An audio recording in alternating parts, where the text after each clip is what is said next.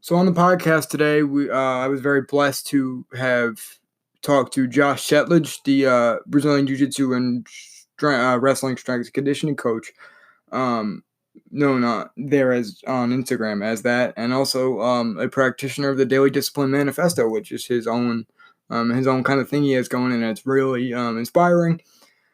We talked about a bunch of things. Just listen. I mean, we talked about goals, inspiration, jiu-jitsu itself, ego, wrestling and jiu-jitsu, everything. Um, I, we opened up.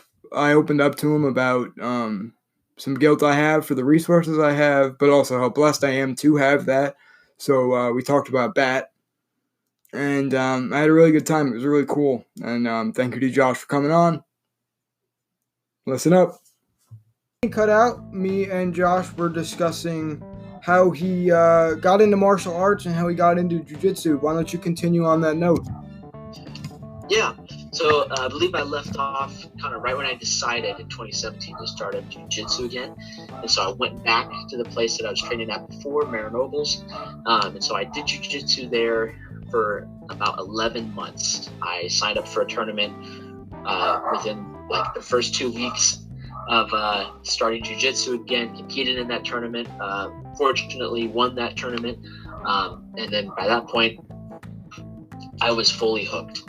And so one of the way they structured the classes at that time was on Mondays and Wednesdays, they had a Brazilian Jiu-Jitsu black belt instructor there, and he was a black belt under Cassio Warnick. And he would come in and then guest instruct, I guess you could say. We would do gi jiu-jitsu on those days, and then on Tuesdays and Thursdays, somebody else, it kind of varied on who the instructor was, but somebody else would be the no-gi instructor. And so I would go to every training session that I could, which was those 4 days a week. I would get there an hour early and text up some of the homies from the gym and see if they wanted to roll early or drill early.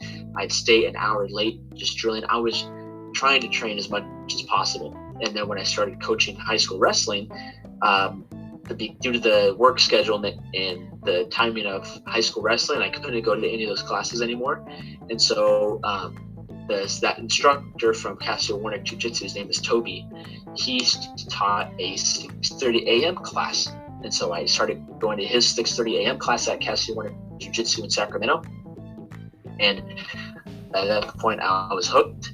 Again, I kind of caught the bug again. And so now I've been training at Cassio Warnick Jiu-Jitsu since December or January, of 2018. So I love jiu-jitsu, and I try to train as much as possible. Before the quarantine, I wasn't really prepping for any tournaments. I've competed at a few tournaments here and there, but I wasn't necessarily training for anything. I love jiu-jitsu and I love training. And so a lot of the clients that I work with are competing also, so I'll lift with them, and then if I can help them and get them ready for their tournaments on the mat as well, I'll do whatever I can. So yeah, I think I'm at the same spot. I'm not competing or anything yet, obviously with quarantine, but even before that, I'm trying to build more of a learning experience and also just build my game before that eventually happens. But at a certain point, I'm gonna have to test myself, so I'm looking forward to that. But then this other question I want to ask you on the jiu-jitsu front is, what do you think your wrestling experience, what effect does that have in your game? It had a huge effect. There is quite a bit of a learning curve. Every time I'd shoot in, I'd get choked, and it happened a lot. So I did have to make some adjustments. But the thing about wrestling, one of the best things about wrestling that it provides is that it provides you with an exceptional base. And so if you're a decent wrestler, you kind of have an understanding of where your balance is, which means it's going to be a little bit harder for you to get swept. Don't get me wrong, I still get swept all the time. I still get taken down every once in a while. And even though I'm like, quote unquote, that wrestler guy, I still get taken down because I'm not like the best wrestler ever, but I do have a solid base of wrestling that helps. in my jiu-jitsu. So wrestling does help you kind of understand how the body works and where your balance is and what kind of points of contact you need to maintain balance. And then the other thing that makes wrestling, there are probably two other things. The first thing is that you really learn how to control somebody with wrestling. Even though the wrestling positions are a little bit different than jiu-jitsu, nobody is going to willingly give you their back in a jiu-jitsu match. In wrestling, if you take them down, you hit them with the double leg, they're going to turn their back to you so that they can land belly down and work back up to their base. In jiu-jitsu, nobody's really going to do that. So you can't count on getting things in wrestling like you would like a like you can't, like some of the positions are a little bit different. Right.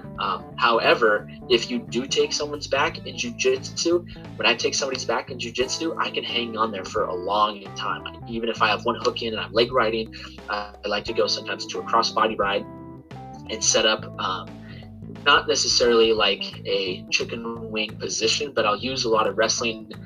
I don't use wrestling pins to hold somebody in jiu-jitsu because I'm not trying to hold them there, but I use a lot of the control positions of like hand fighting and inside wrist control, half Nelsons, couple different tilt setups and things to help control my opponent so I can ultimately get two hooks in and work towards the neck and secure a submission.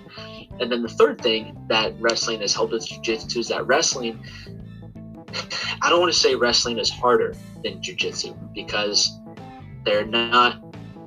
A competitive jiu-jitsu athlete, if they're serious, trains just as hard as a competitive wrestler. However, there are many more competitive wrestlers than they are in a wrestling room than the number of competitive jiu-jitsu athletes on a jiu-jitsu mat. So I wouldn't say that they are that one is harder than the other. But what I would say is that wrestling really beats into your head very quickly the intensity factor. It teaches you the importance of taking your training to that intensity. And so a lot of guys that train jiu-jitsu, they don't, in my personal opinion, they have a hard time creating that intensity that they need to ultimately like really grow in the sport. I've seen people who train, they're like, yeah, I'm going to train for, I'm going to do a tournament, and like, that's great. You do what you're capable of, you do what you have time for, you do what you can do. There's no need to be like some crazy serious competitor, However, when I do talk to those serious competitors, there is an intensity in wrestling that when you're fighting for a 2-point takedown, you're fighting, you'll do, it doesn't matter if you're running into another group, you'll still launch yourself at that person's legs to take him down. It doesn't care if you push him out of bounds, if you push him off the mat, you'll keep fighting for those 2 points because the intensity and the importance of competition in wrestling is very apparent, and it's a really highlighted aspect of wrestling. And so taking that mindset to jiu-jitsu has helped a ton.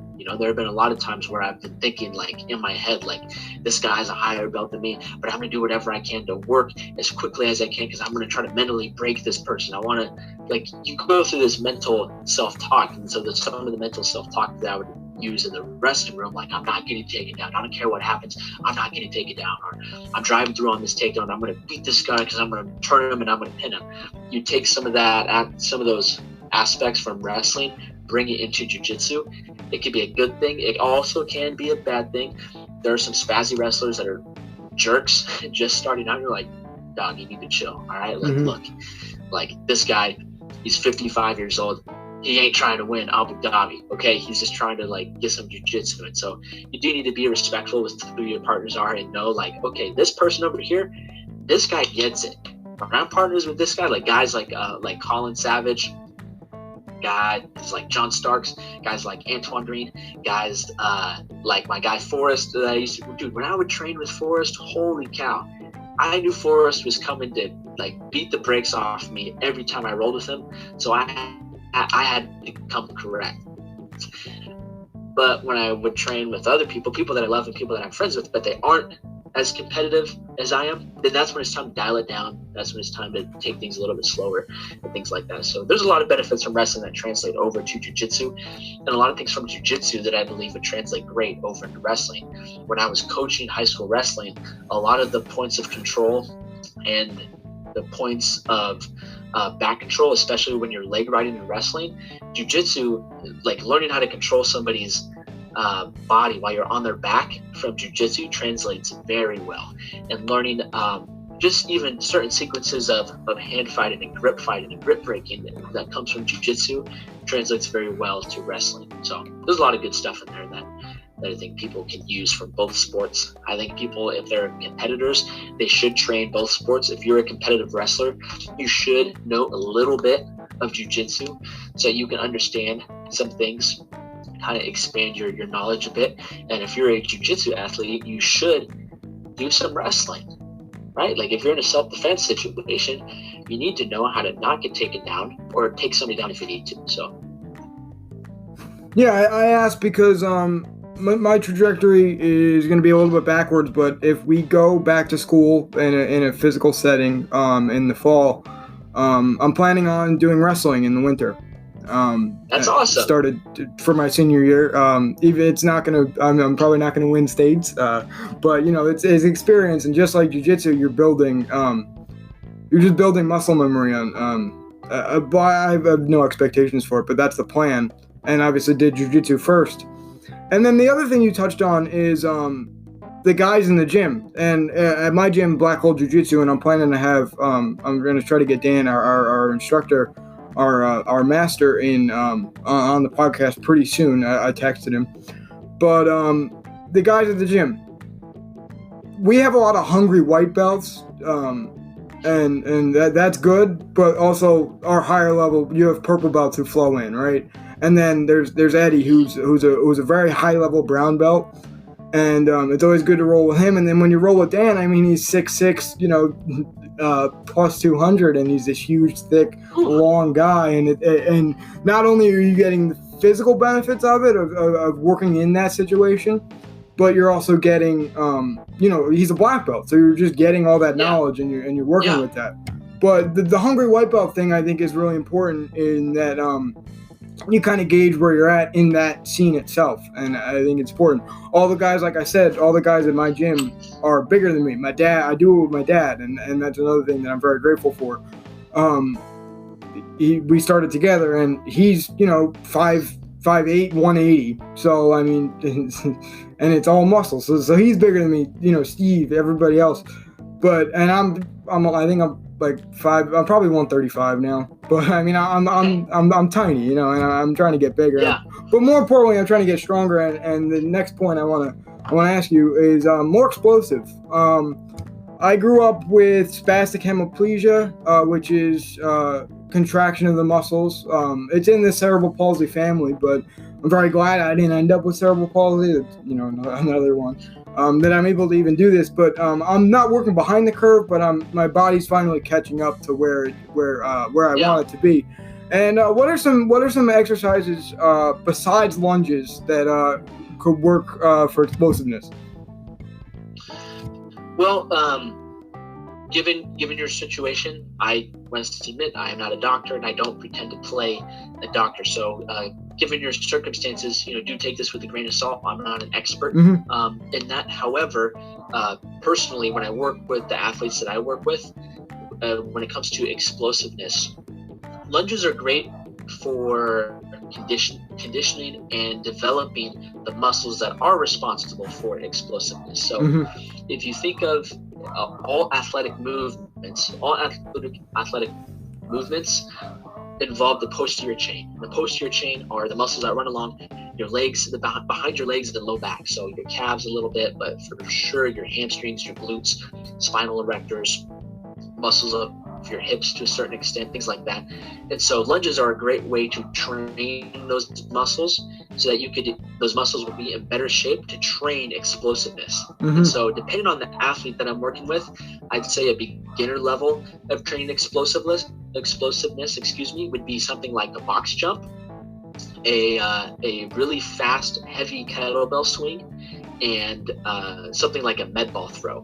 So if you're doing explosive movements for the lower body, that could be a box jump or a broad jump, jumping for distance. If you're doing something for the upper body, that could be some sort of med ball throw or med ball slam.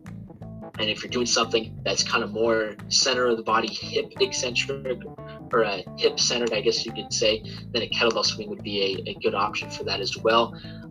That's kind of like the beginner stages. As you become more advanced, or as I work with more advanced athletes, we do a lot more different. We do things that get real crazy. So we'll do banded squats, which is something I got from Louis Simmons from Westside Barbell. We'll attach bands to a bar and put weight on the bar, and we'll squat. And the thing with bands, I don't have a rubber band on me right now, but if you think of a rubber band, right? You stretch a rubber band and you let it go, it's going to snap really fast towards the ground. And so if you're lifting and squatting against bands, you have to move faster because of all the extra pressure and extra tension that the band is creating. And so when I work out with my daily discipline AM crew, my BJJ guys, right now the most consistent guys are me, Colin Savage, John Starks, and Jag jumps in there every once in a while. But what we'll do is we'll do a lot of banded bench presses, we'll do a lot of banded squats, and a lot of banded deadlifts. And what this does is that it helps train our nervous system and train our muscles to fire off explosively as possible as we're working through accommodating resistance. And all accommodating resistance means is that as you lift the weight higher and higher off the ground, the weight gets heavier and heavier. So if you think of a chain, if a chain is laying flat on the floor, you lift the chain up, it starts to weigh more and more as it picks more links of the chain off the ground. So training explosiveness comes in lots of different forms.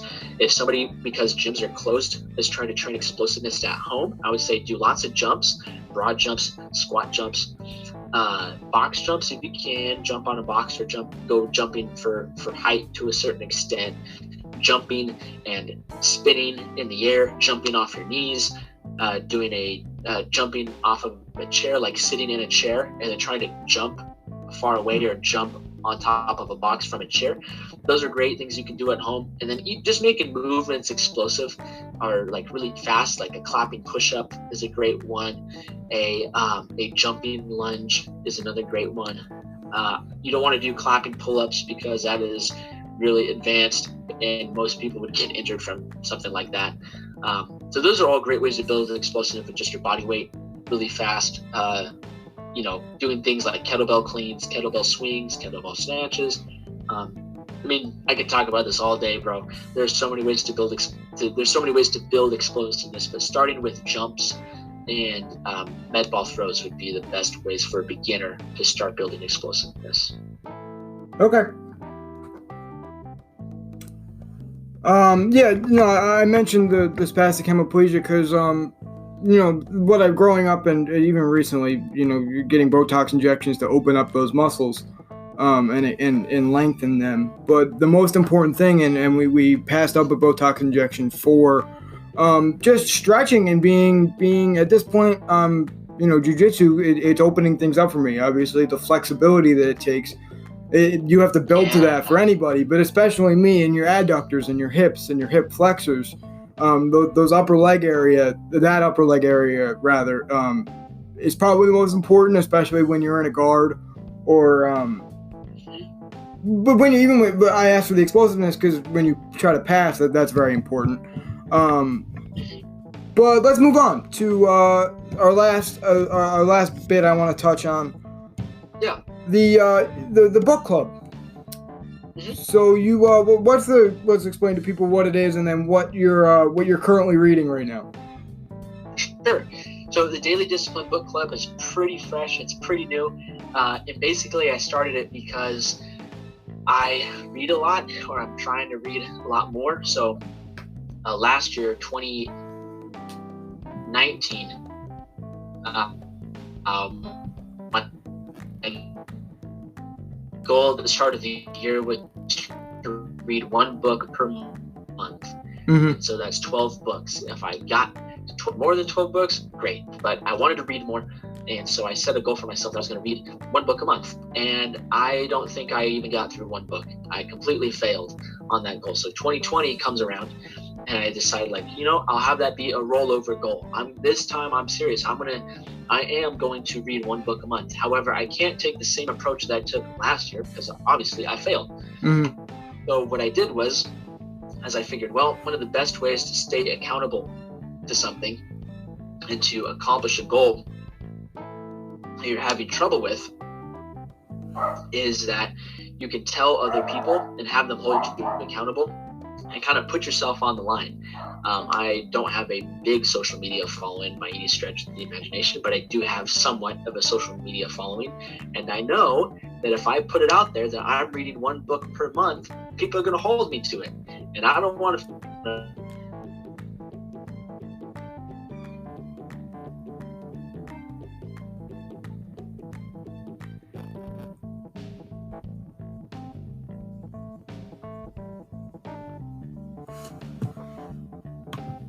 Well, you should think about a book club.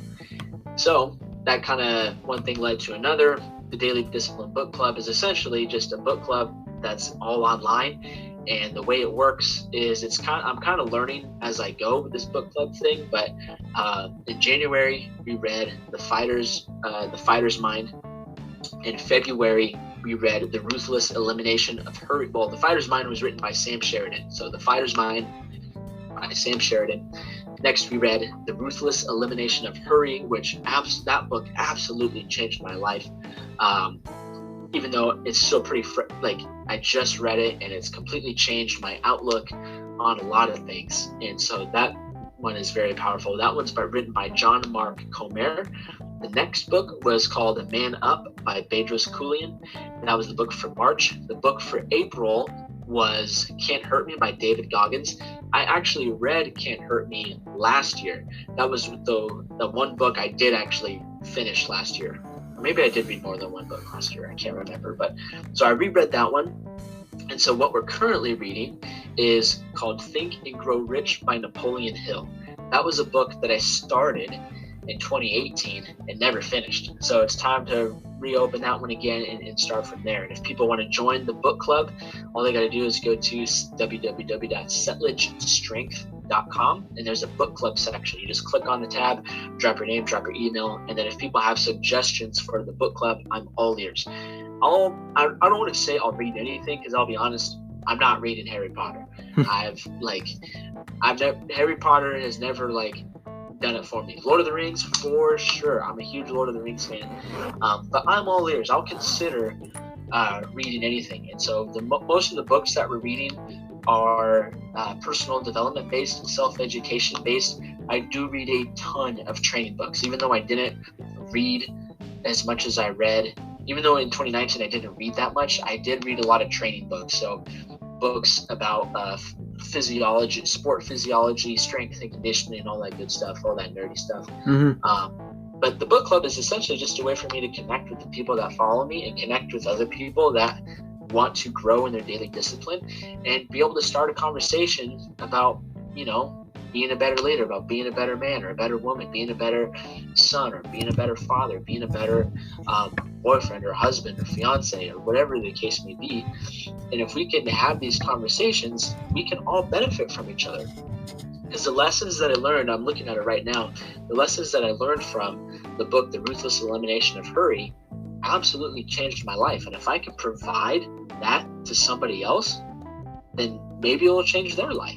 And the way it changed my life, it significantly impacted my life for the better. And I would love to have someone else be able to have those same benefits as well. So that's basically what the book club is. It's super informal. There's no price tag associated with it. And I'll be honest, I don't even know how to run a book club. But I just said hey, you want to know what I'm reading? You can read along. Dope. This is what I'm reading. You can order it here. Boom. And then we'll talk about it later. So. What was the ruthless title? What was that again? The Ruthless Elimination of Hurry. Let me grab it real quick. I'm gonna write that down. So it's this book right here, The Ruthless Elimination of Hurry, and it's written by John Mark Comer. John, he is a pastor from Portland, Oregon, and this book is about how to fully rest and really slow things down, because hurry, the sensation of hurry is he describes it, is like a disease. And for years, I'll be honest, dude, I battled a lot of anxiety last year, and I was always getting stressed out, and I was kind of neurotic in a lot of areas of my life. And reading that book really helped change my perspective on what it means to rest, and really helped me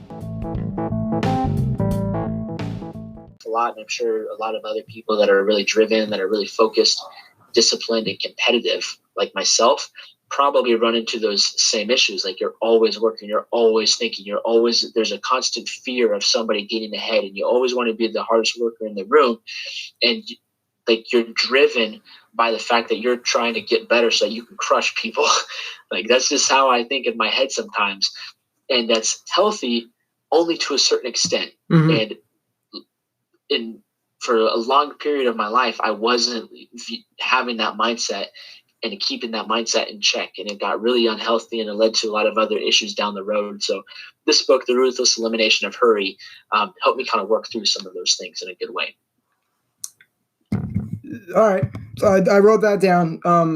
I ordered 2 books on Amazon. I said, I mentioned Marcus Aurelius' Meditation, which is, I think, pretty famous. Oh, okay. I think people know what that is. But the other one is, might not, and I'm surprised you didn't mention it, but the Book of the Five Rings, which was a very famous for martial artists now, but Miyoto Musashi, 1600s swordsman in Japan, 60-0 in one-on-one sword fights. So he wrote a collection of memoirs that detail the mindset that takes, and that's taken on a big thing in the martial arts community. So I've heard. So I'm going to try it out. Pique my interest. That's awesome. Because when I look at martial arts and the UFC specific, bless you, the UFC specifically, you look at the Anderson Silvas, the Stephen Wonderboy Thompsons, the Khabibs that are very humble and just execute and are very thankful for their opponents, the martial arts way almost, and then even Cowboy. I look at my instructor Dan at that same way. You can fuck people up, so you don't really have to talk about it a lot. And that's definitely something I'm trying to build as I progress in jiu-jitsu. But what was I gonna say? I forget. You were talking about that's all I have to say on the 5 rings. So maybe that's a future candidate for a book club entry. But and there's also a Abe Lincoln autobiography that I'm reading right now, which I found downstairs. Thanks, Dad. It's called Team of Rivals, which is detailing him and his cabinet, their relationship from his whole presidency, how he dealt with the Civil War with them, and eventually his death. But how they hated him because they were all the guys that he was in his cabinet. A lot of them were people that he ran against in the Republican nomination for that 1860 probably. So and how he used them to his advantage once they were partners, and how he was always open to new ideas, but they even started to respect him as a leader and noticed his prowess. And obviously we know what it is today, but I think it's very powerful that that they were all able to get along for the greater good to defeat at that point slavery. So that I wasn't going to mention that, but I think that relationship between him and his cabinet members is something that you can look up to as as really just a human being. But if you're trying to build something, take influence from other people, no matter what, no matter your relationship with them on a personal level, if you can extract something, I think that's very, very powerful. Yeah, I dig it, man. I'll have to look that up. Well, I'll look up all 3 of those. I've heard of the first 2, Marcus Aurelius Meditations and the Book of 5 Rings. I've never read them, but never even cracked them open a little bit. So I'll check those out. And then that Abe Lincoln book sounds pretty good too. Mm-hmm.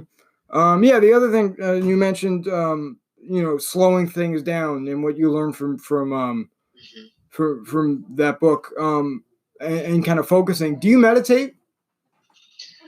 I wouldn't say I meditate in the conventional sense, but I would say that I do have like several meditative practices. And so I do a lot of visualization. When I was lifting, when gyms were still open, I love lifting, and I love lifting heavy. I love the intense, like the most amount of intensity in the gym that I can put into it. And so what I would go through, I guess, is like a meditative practice. For example, would be, say it's a whatever day it is. Say it's like a Sunday. On Monday, I'm deadlifting heavy. Mondays are usually my heavy deadlift or my heavy squat day, and I love deadlifts. And so Monday, I know I'm deadlifting heavy, and I know I got to come correct. And I know that regardless of how I feel, the guys at the gym are still showing up. And the guys at the gym are going to try to beat me. And the guys at the gym are going to push me.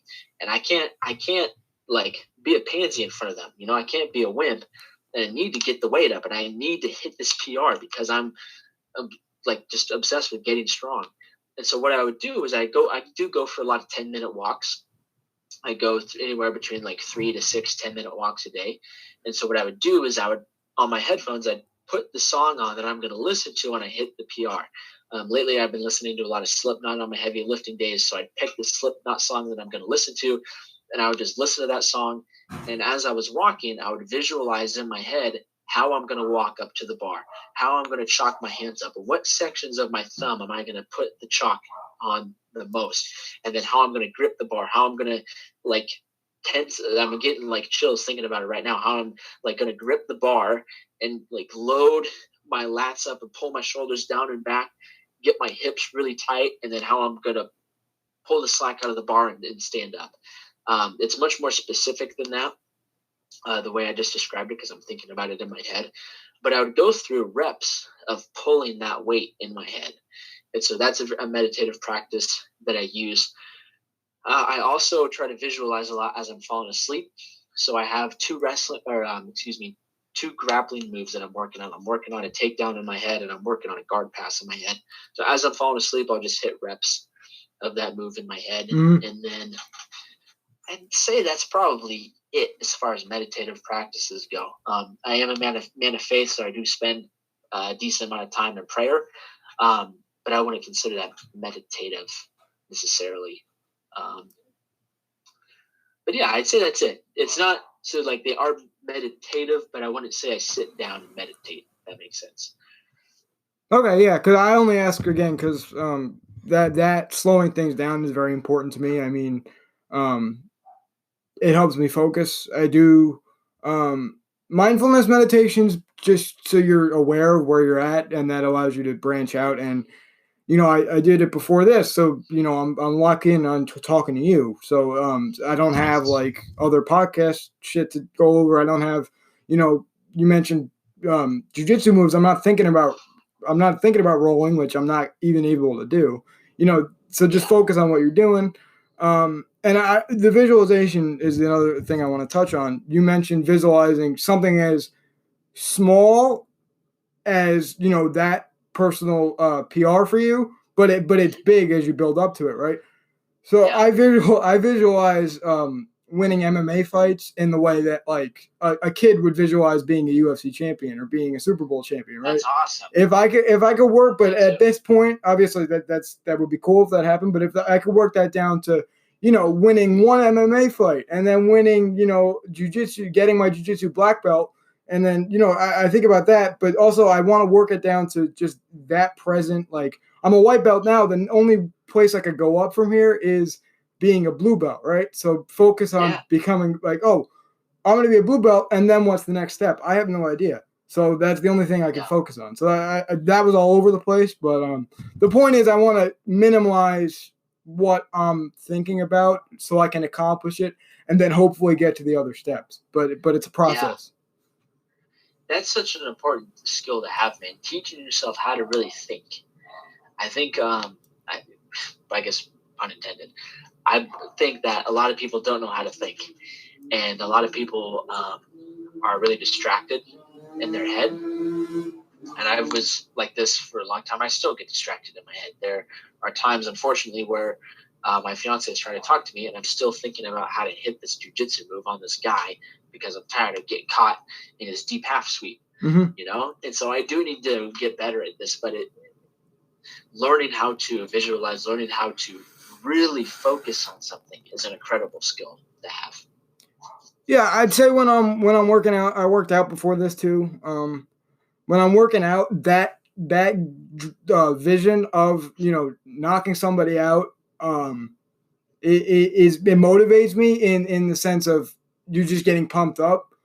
But if you really, I just want to, so it's good in that sense, but it's also you lose what you're really trying to do. I'm trying to learn and be good at jujitsu. I'm not trying to be in the cage yet. I don't even know if that's something I want to do when I'm, so it just, you lose focus. So I'm trying to refocus that mentality. And even the black belt thing is, everybody wants to be a black belt, right? Everybody, when they first start, oh yeah, I'm going to be real good. I'm going to kick people's asses. And then as soon as you start getting tapped, it's like, no, you're not. So you have to work up to that. So you focus on the little things. I hear you. But what was it? I think that's about it. The only thing I wanted to add, and kind of, I mentioned the focus. So the only thing I wanted to add is nothing. I said all I wanted to say. Do you have anything you want to add? Well, first of all, thank you for having me on. And this has been a great experience for me. I really appreciate the opportunity to help, spread the knowledge of daily discipline. I just want to commend you on what you're doing in this short conversation that we've had.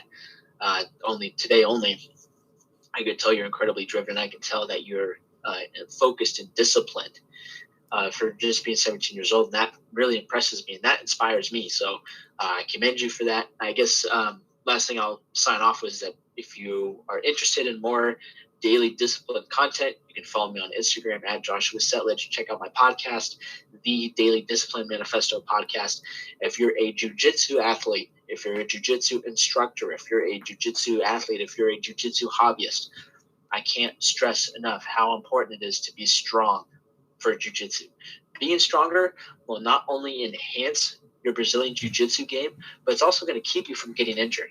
And if anything else, we can all agree that we hate getting injured, and we all can all agree that we hate having to take time away from the mat. So now that we're in this position of quarantine, now is the ultimate opportunity to build strength. And if you're looking to build strength for Brazilian jiu-jitsu or build strength for wrestling, I'm your guy. I gotcha. You go to www.settlagestrength.com. Check out any of the free training programs that I have available for you, or you can sign up for my premium grappling performance program. We'll start working together, find out how we can help you accomplish your Brazilian jiu-jitsu goals by making you stronger, more powerful, more explosive. That's all I got. Appreciate it, man. Oh yeah, thank you. I think, like we talked about a bunch. The podcast in general is a very surreal experience. I mean, I shouldn't be talking to you right now. I should be on my phone looking at TikTok, right? So it's just, and the fact that you're able to come on and we're able to even have this conversation, even if it didn't go up, the knowledge that I gained from you is, it might not stick. Oh, that was the other thing I was going to say. The stuff I'm learning from you, from everybody, all the information I'm consuming, all the stuff I'm doing, writing articles, jiu-jitsu, guitar, everything. I've talked about it a bunch. When I'm 25, a lot of this is going to be gone. I'm going to try to retain whatever I can retain and whatever I remember. Sure. But and unless I really practice it, that's not going to happen anyway. But it's also executing in your day-to-day, remembering the little things is also, I think, where we're kind of at with me. But yeah, like I said, thank you for coming on. It was a real pleasure. This is probably one of the best podcasts I've done. Just how natural and honest it was. I think you can have those film breakdowns where it's very structured, and we enjoy those, but also just having a conversation could make for some of the best content. Sure. Yeah, 100%, man. Well, thank you. I appreciate it. All right.